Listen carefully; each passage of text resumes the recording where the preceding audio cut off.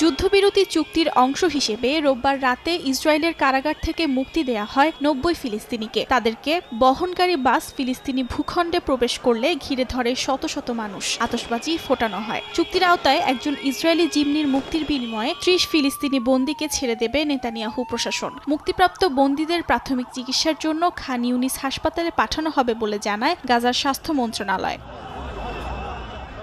এদিন যুক্তরাষ্ট্রে আয়োজিত একটি সমাবেশে যুদ্ধবিরতি চুক্তিতে অবদান রাখার জন্য ডোনাল্ড ট্রাম্পকে ধন্যবাদ জানায় হামাসের হাতে জিম্মি থাকা ইসরায়েলিদের পরিবারের সদস্যরা। এই চুক্তির জন্য আবারও নিজেকে কৃতিত্ব দিয়েছেন নবনির্বাচিত মার্কিন প্রেসিডেন্ট ডোনাল্ড ট্রাম্প। বলেন, নভেম্বরে তার ঐতিহাসিক বিজয়ের ফল হচ্ছে এই চুক্তি।